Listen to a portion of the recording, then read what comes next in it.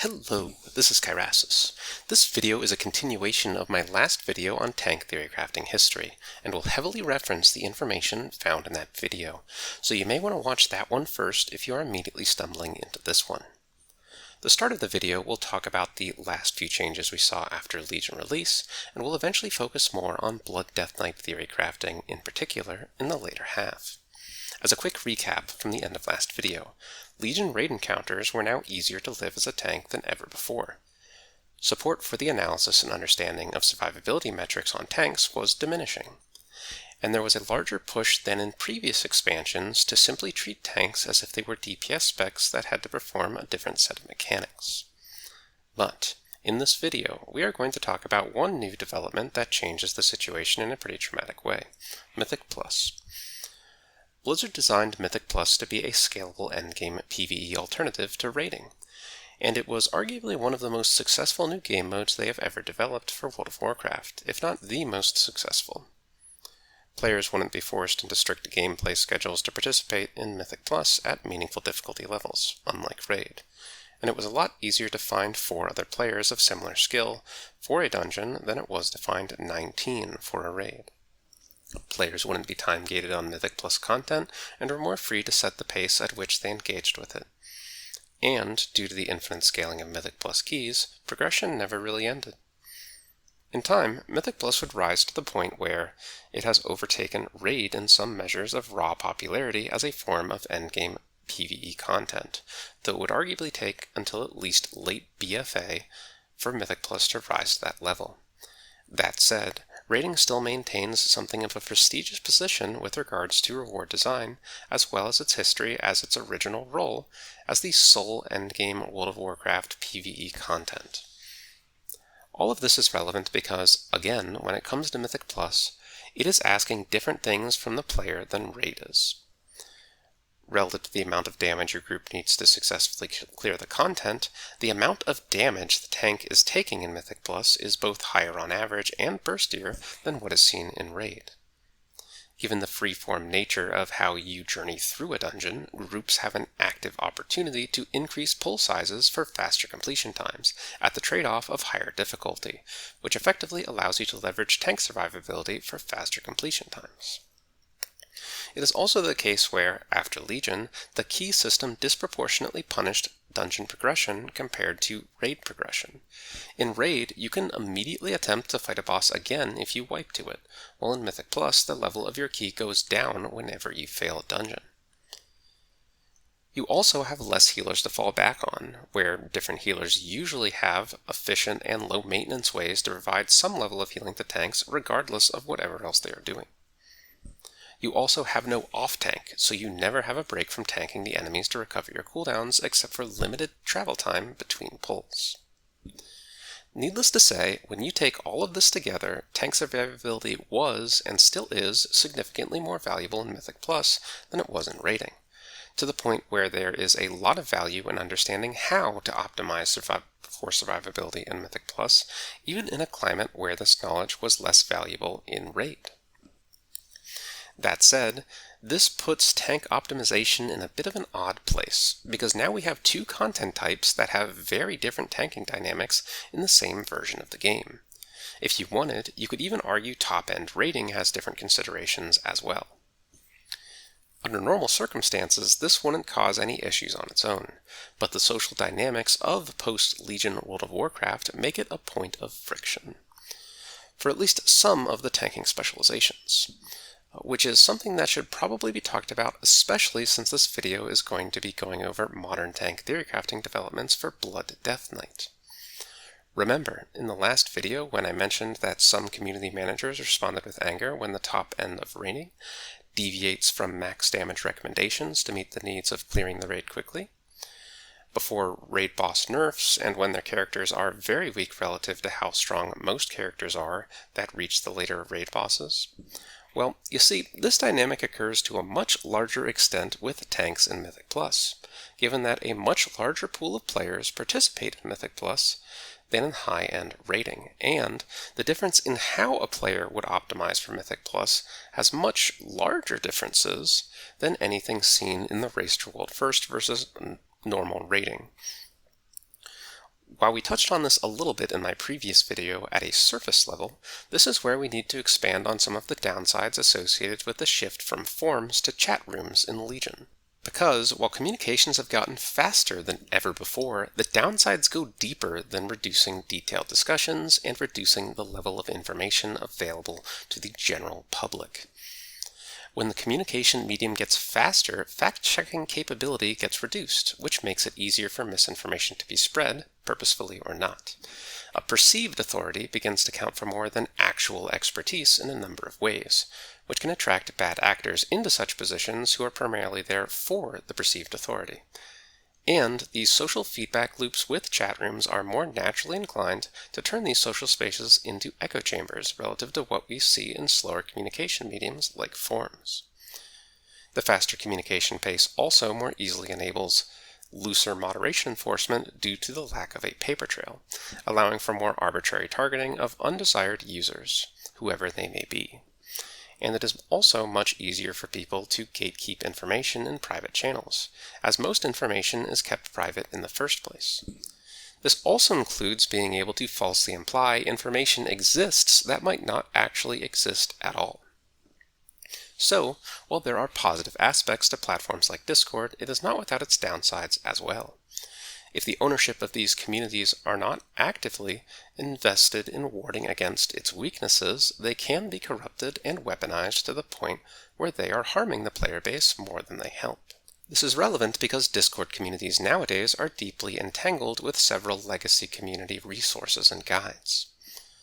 Since the start of Legion and moving onward, a lot of the legacy community resources were owned by raid-oriented players by virtue of Mythic Plus not existing as an established competitive PvE endgame content option, when most of them were put into those positions.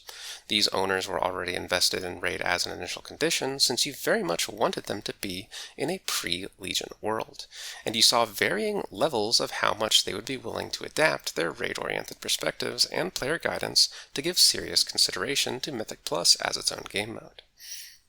All of the fractured tank communities handled this differently, but there has been a strong temptation with a number of them to attempt to treat Mythic Plus exactly like Raid.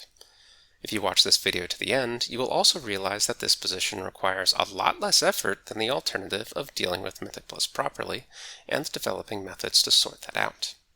Not surprisingly, this has led to a lot of friction between some of the legacy tank community managers and the general Mythic Plus player base, because it was plainly obvious that many recommendations were not maximizing the chance for success in Mythic Plus content. Again, not everyone has fallen victim to this, but it is important to bring up since the focus of the rest of this video is going to be on Blood Death Knights. So, in a lot of ways, these are the starting conditions for someone to get into tank theory crafting in today's world of fractured communities. Raid is inherently very damage-focused for tanks in the current version of the game, with minimal consideration given to survivability, often to the point where survivability is mostly ignored from a build optimization perspective. Some legacy tank communities have a heavy raid bias, often with an unwillingness and a lack of capability to consider build-based survivability contributions in any meaningful capacity. Despite these first 2 points, Mythic Plus content places a high value on tank survivability to the point where a strong understanding of tank survivability is required to properly theorycraft and optimize for it. However, a significant period of time has passed between raids becoming trivial to survive in and Mythic Plus becoming a significant PvE endgame content mode, and this has led to most of the previous efforts in survivability theorycrafting to enter a degraded state. And it was under these conditions that I personally started working on modern tank theorycrafting efforts for Blood Death Knight.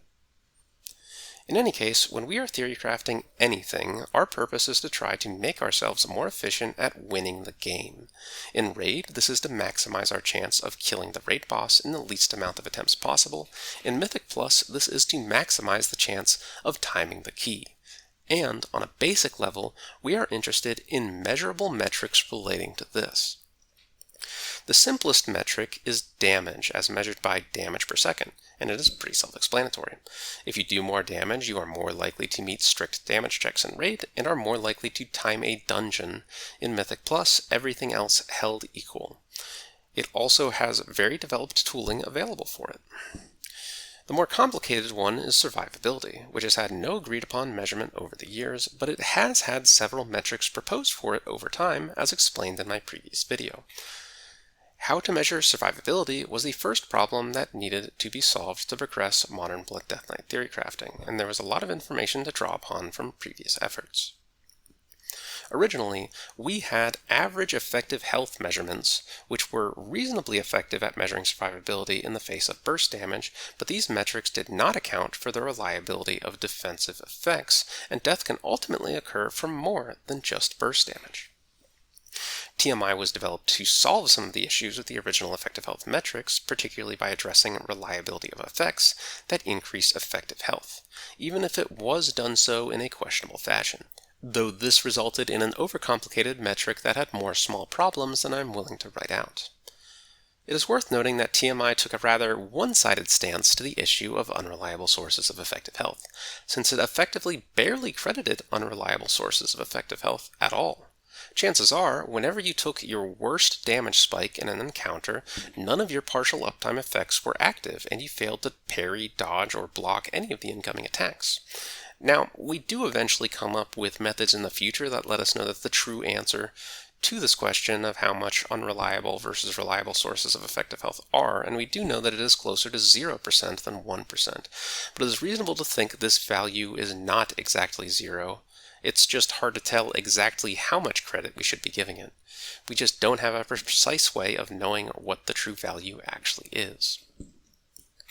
External healing required per second was meant to capture other factors of tank survivability in a world where burst damage was less of a threat, and it does accomplish that to some degree. But the measure is still very contextualized, and it is not as if burst damage is gone completely as a threat. There are always at least some survivability benefits from having more effective health, regardless of the situation. KRSI was the first comprehensive survivability metric combining both reliable effective health in the form of TMI and mitigation, at least as far as I could tell, though it still suffers from being overly contextualized and complicated given the measures involved. The 50-50 weighting between TMI and mitigation was also arbitrary and not necessarily correct. The 50-50 weighting might even have another potential issue where different fights put different amounts of emphasis between effective health and effective mitigation. For example, the Argus raid fight in Legion was very heavily focused on surviving his tank buster, to the point where tanks would even plan to use their cheat death effects to survive it at times. But if you take Shadow of Zul from the King's Rest dungeon, you have a very different type of threat, where the tank is just getting spammed with Shadow Bolts for over a minute straight. As such, Argus might put especially high value on effective health, while Zul might put especially high value on effective mitigation, even if both metrics will still have some non-zero value in both situations. Finally, the late development efforts from Ask Mr. Robot had a few useful takeaways. First, they were the first documented source I could find that tried to formally do blended optimization between survivability and damage metrics, and they were also the first source I could find to use a more refined measurement for mitigation. Yet, their efforts were still overly complicated, mostly due to them trying to directly calculate the chance of death.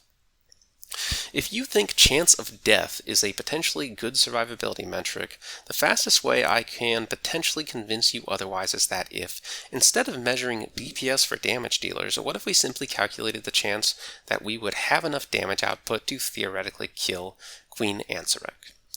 Just like the chance you have of living the encounter is the end goal of your survivability, this would arguably be the end goal of your damage. But they are both, again, extremely specific outputs, and there are a ton of complications that are introduced if you attempt to directly calculate this. So, even if it is not technically the end game goal of damage, there are practical advantages to working in terms of your potential DPS output. I'd argue the same is true for survivability, which is why I'm highly skeptical of these chance-to-live calculations and advocate more for measuring core survivability capabilities of the player. So, taking this all together, we have had measures of effective health, measures of mitigation, and hybrid measures between the two historically. Given the previous discussion, we do want a combined metric between mitigation and effective health at the end of the day, though we need to figure out exactly what we want to measure. With effective health, this is done by crediting only reliable and controllable forms of effective health, Even if there has been general skepticism about unreliable defensive mechanics historically, controlled sources of effective health, such as defensive cooldowns, are something that I think should be given an exception to. Even if they are not 100% uptime, there's a large difference between random mechanics and mechanics that we can choose to employ at any given time.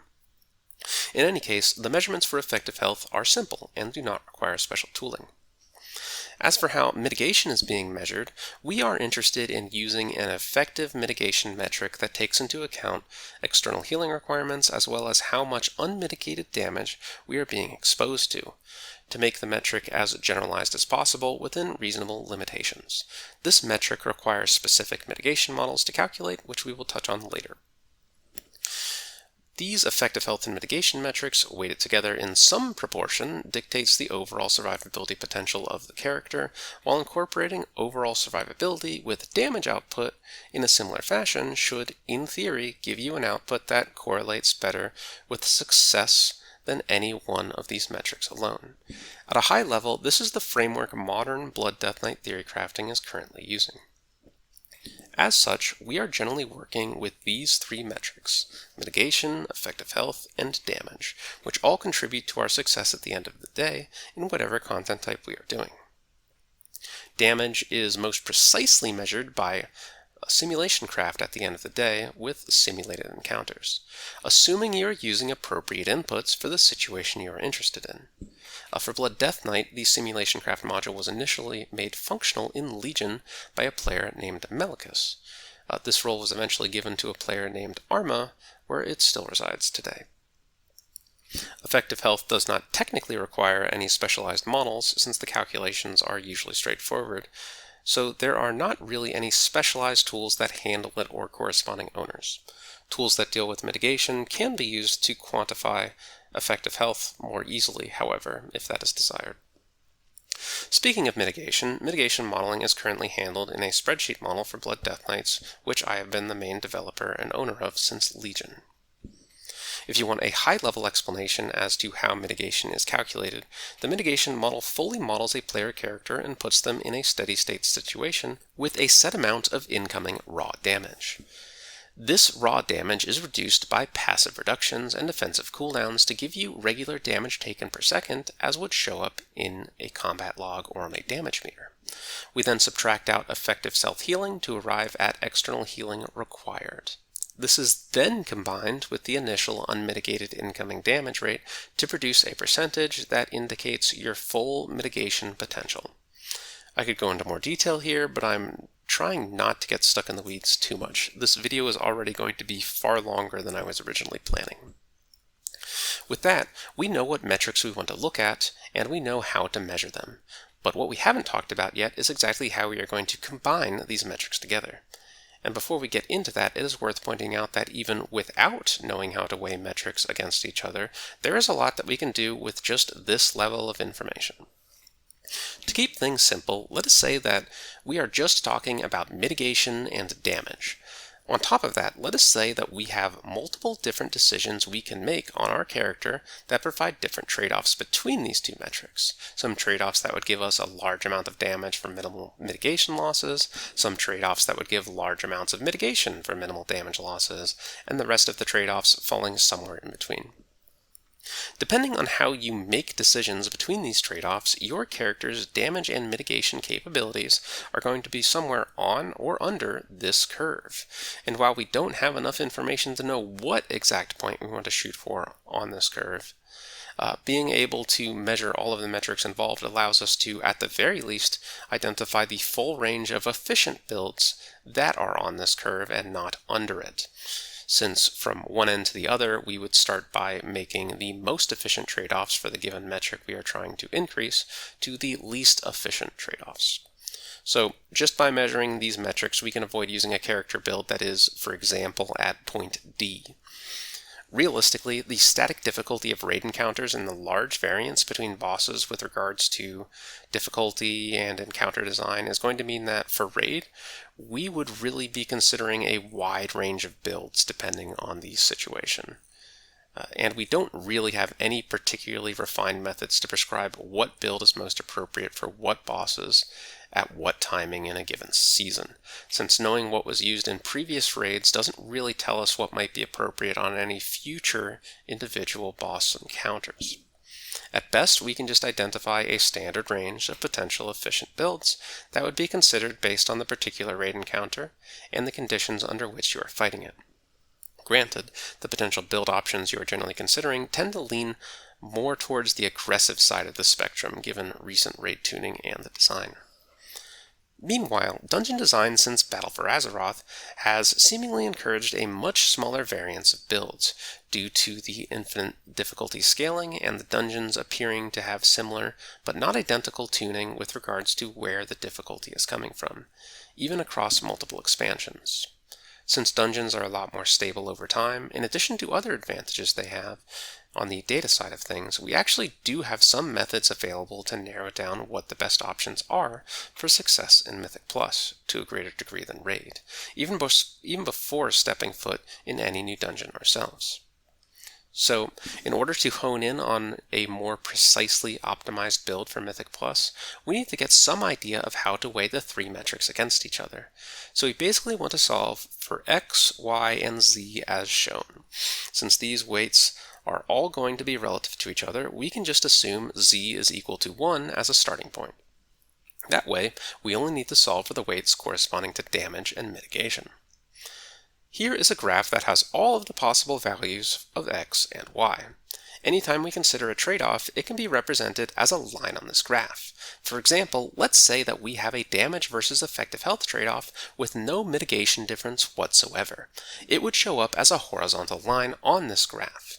We can just assume this is the trade-off for Rune of the Stoneskin Gargoyle versus Rune of the Fallen Crusader, which are two straightforward weapon enchant effects that have been available to Blood Death Knights for several expansions.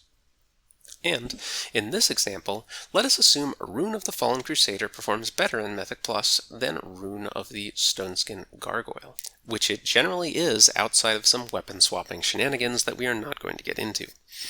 Given that, we have some way of knowing that Rune of the Fallen Crusader is better than Rune of the Stoneskin Gargoyle, we now know that the optimal damage weighting has to be somewhere above the red line representing this trade-off. Otherwise, Rune of the Fallen Crusader's extra damage wouldn't be seen as more valuable than the higher effective health of Stoneskin Gargoyle. By repeating this process, you can narrow down the area of optimal weights and get a pretty good idea of how you want to build your character.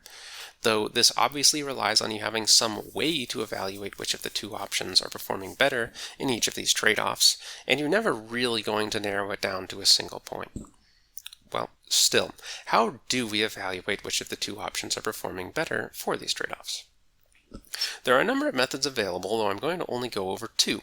The first and crudest method is the wisdom of crowds, which is never the most satisfying method to use, but one that is almost always available to you. In short, and in this application, the group opinion on a given decision is generally going to be more accurate than randomly picking an option.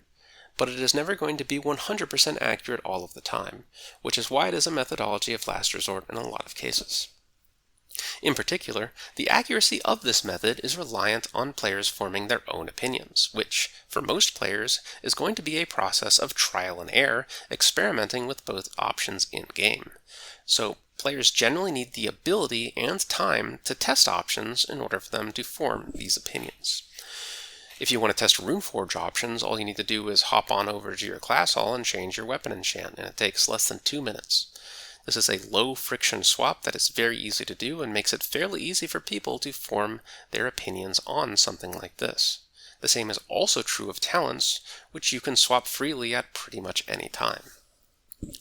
Anything item-related would have more friction, however, since real-world time is an important factor in being able to acquire competitive-level items. So your ability to experiment with different item setups will be extremely limited, especially for setups that require changing large amounts of your gear set.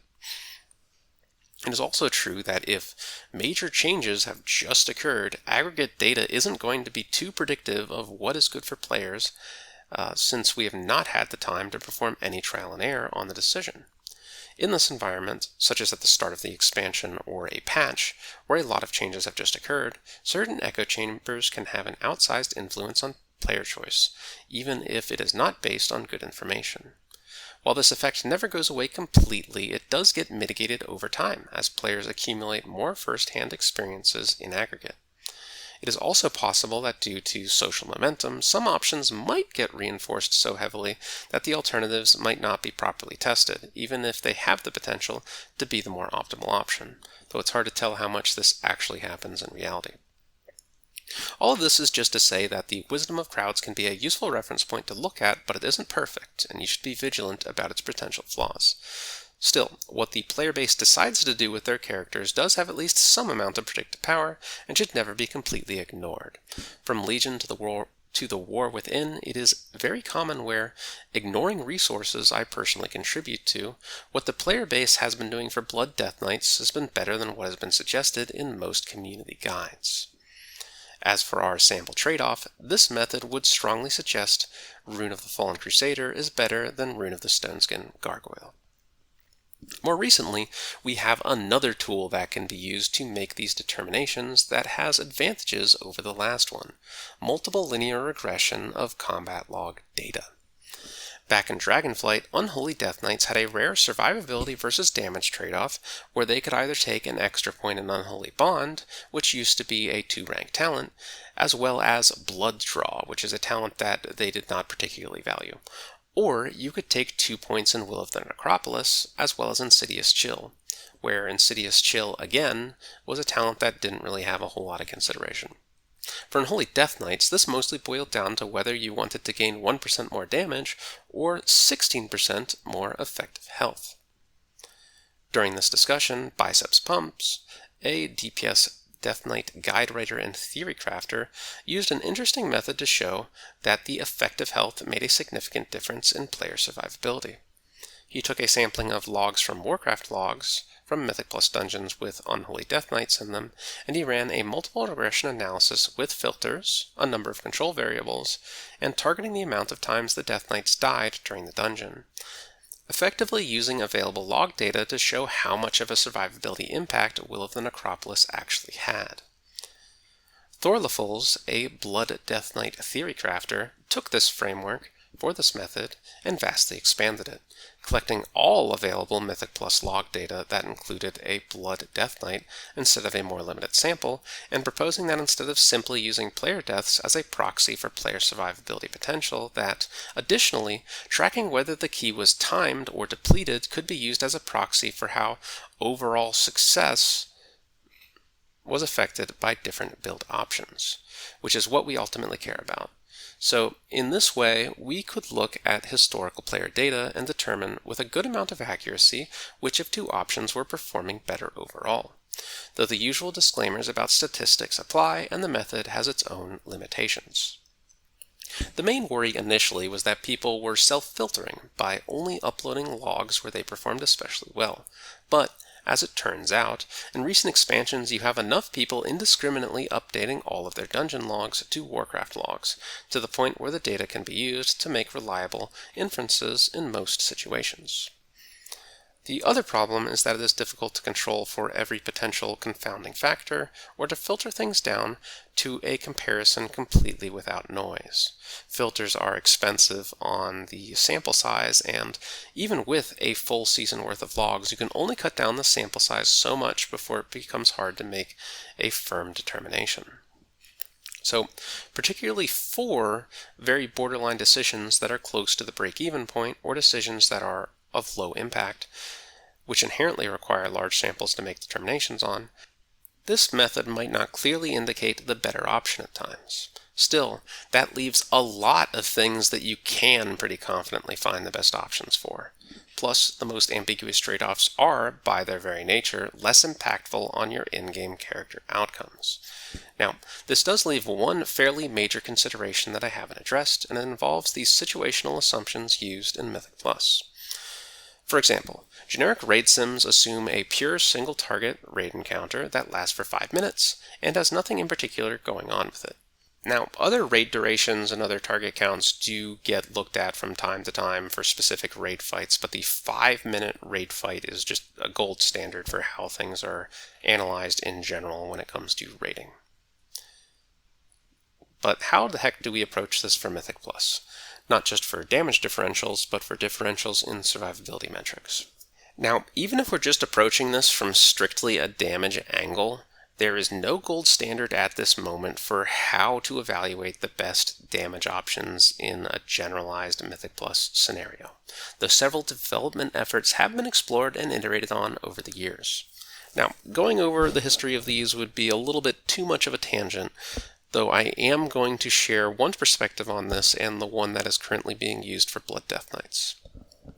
Mythic Plus is, in effect, just a mixture of different types of situations, with the main ones being pure single target, multiple target pulls where you have a lot of enemies with similar health totals and they all need to die at the same time or around the same time, and multiple target situations where you have one high health target that will outlive all other enemies. So only damage to this target matters and the other targets are just there for potential damage funnel and other considerations.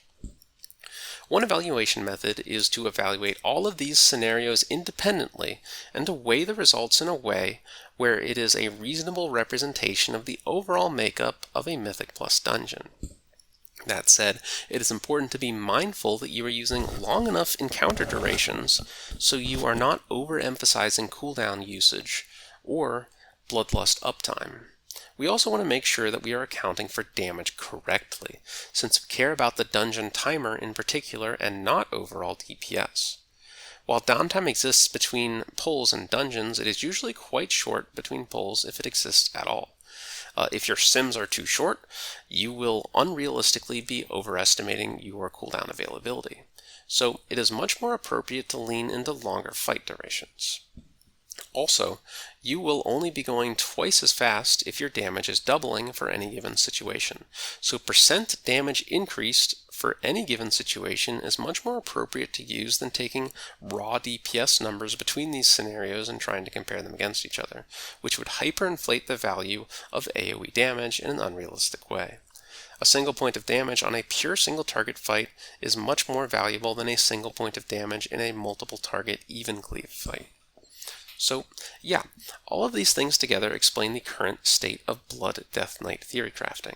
The only tool I did not speak much about are custom scripts that can extract very specific types of data from combat logs, but those are almost exclusively used to deal with odd jobs and do not fit neatly into this explanation.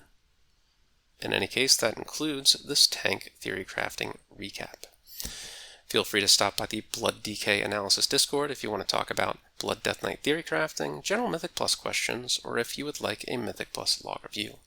The channel Discord information, as well as my personal Discord contact information, is in the video description below, and if you want to make it easier for other people to find this content, feel free to upvote the video and subscribe to the channel. In the meantime, good luck, and have fun.